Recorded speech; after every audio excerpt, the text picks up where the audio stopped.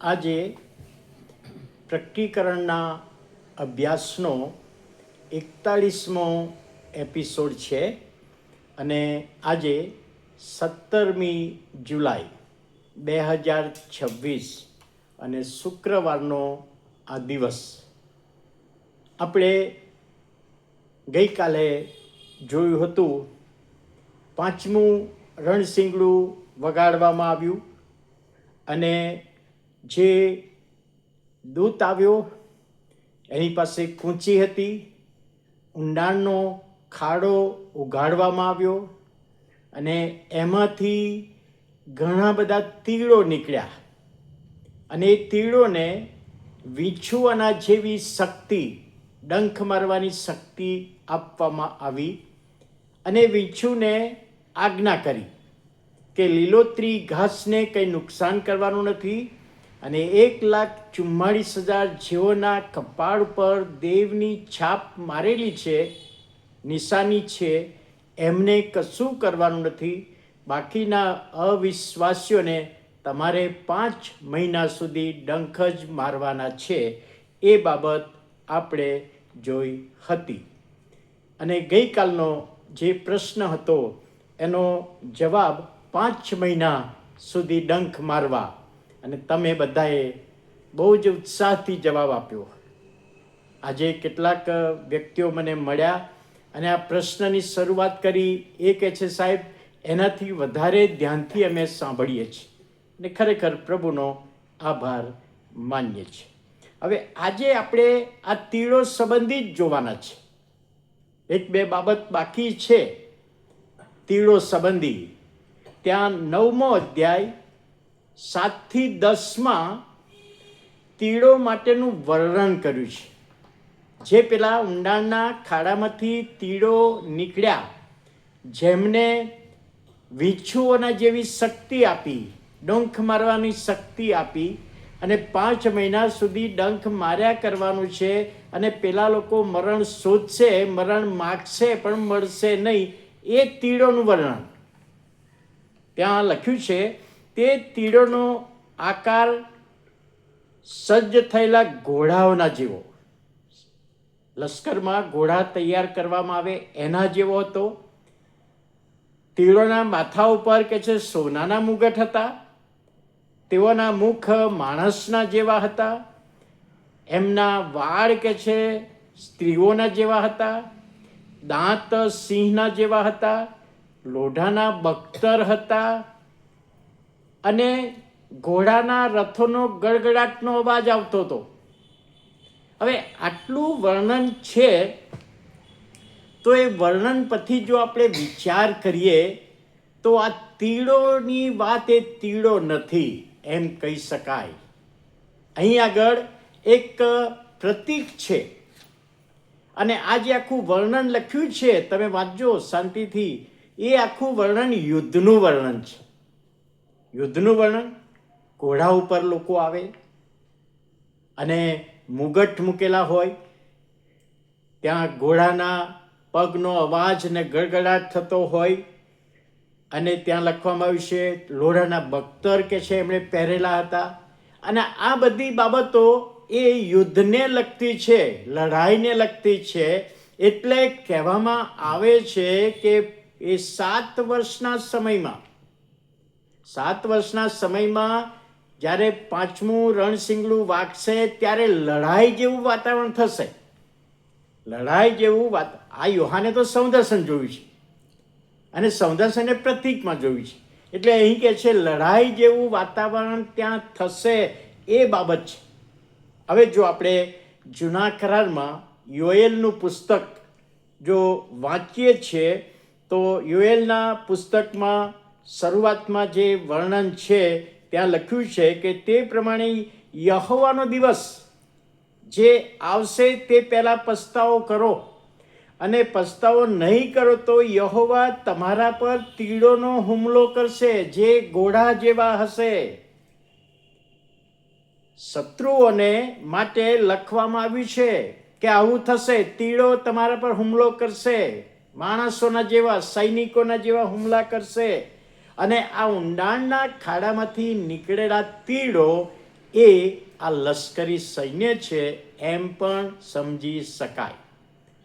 એટલે તીડોનું વર્ણન છે શબ્દે શબ્દ નહીં, પણ એનો અર્થ, પ્રતીક પ્રમાણે અર્થ આપણે જોવાનો હોય છે.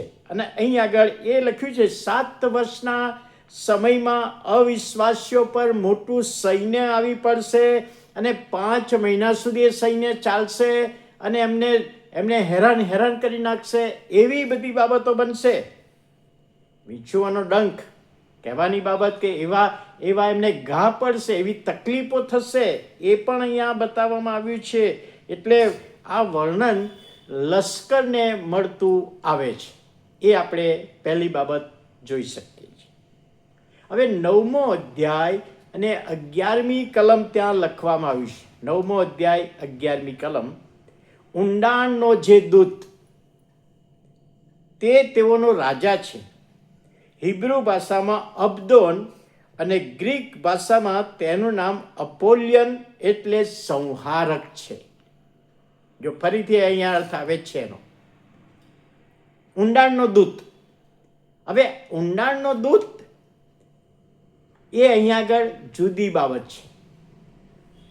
આગળ આપણે જોઈએ છીએ જે દૂત આવ્યો અને ખાડો ઉઘાડ્યો એ દૂત જુદો, અને આ ઊંડાણનો દૂત એ પણ જુદો.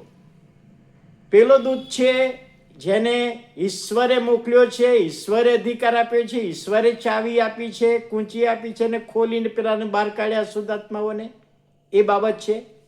અહીં આગળ જે બહાર નીકળ્યા ને, આખું ટીડોનું ટોળું બહાર નીકળ્યું, એમાંનો એક, એને ઊંડાણનો દૂત કહેવામાં આવે.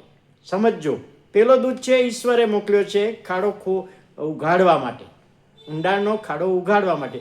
હવે જે આખું લશ્કર નીકળ્યું, લશ્કર એટલે કે તીડો નીકળ્યા, જેને આપણે લશ્કર કહીએ છીએ, એ તીડોનો એક ઊંડાણનો દૂત, એનો આગેવાન, જે નીકળ્યા એનો આગેવાન. એટલે આપણે એમ કહી શકાય કે જે સૈન્ય આવશે એનો આગેવાન. પ્રતીક તરીકે જોઈએ છે તો સૈન્ય જે આવવાનું છે એનો આગેવાન. અને હિબ્રુ ભાષામાં અબદોન કહેવામાં આવે છે. હિબ્રુ ભાષામાં અબદોન કહેવામાં આવે છે, અને ગ્રીક ભાષામાં અપોલ્યન એટલે સંહારક. આ જે તીડો નીકળ્યા છે અને વીંછુઓ જેવાનો ડંખ, ને એનું પ્રતીક તરીકે જોઈએ તો કોઈ લશ્કરી સૈન્ય તે સંહાર કરવાને માટે આવ્યું છે એમ કહેવાય. અહીંયા અપોલ્યન સંહાર કરવાને માટે આવ્યું છે. અને બાઇબલમાં આ શબ્દ બીજે વપરાયો નથી, પણ હિબ્રુ શબ્દ અબદોન એ જૂના કરારમાં 6 વખત વાપરવામાં આવ્યો છે.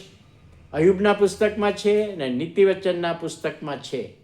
એટલે અહીં આગળ ઊંડાણનો દૂત, જેનામાં શૈતાનના ગુણો છે એમ કહી શકાય, અને એટલે ઈશ્વર અવિશ્વાસીઓ પર ન્યાય લાવવા માટે એમનો ઉપયોગ કરશે. જો આપણે જાણીએ છીએ યહોશવાના સમયમાં, ન્યાયાધીશોના સમયમાં, ખાસ કરીને ન્યાયાધીશોમાં ઇસરાયેલી પ્રજા ઈશ્વરથી દૂર જતી રહેતી હતી, ત્યારે બીજી પ્રજાને ઈશ્વર લાવીને એમની પર શિક્ષા કરતા હતા વર્ષો સુધી. તો અહીં આગળ આ દુષ્ટ બાબતોનો ઉપયોગ કરીને અવિશ્વાસીઓ પર શિક્ષા લાવશે, એવું અહીં આગળ બતાવવામાં આવે છે.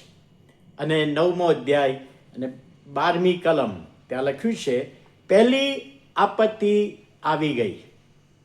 પેલા એ કહ્યું હતું ગરુડે 5મી, 6ઠ્ઠી અને 7મી મુદ્રા વખતે એક આપત્તિ આવશે, તો 5મી રણસિંગડા વખતે 5મું, 6ઠ્ઠું અને 7મું 3 રણસિંગડા બાકી છે. તો 5મામાં આ પહેલી આપત્તિ, વીંછીવાળી આપત્તિ આવી ગઈ એમ કહેવાય.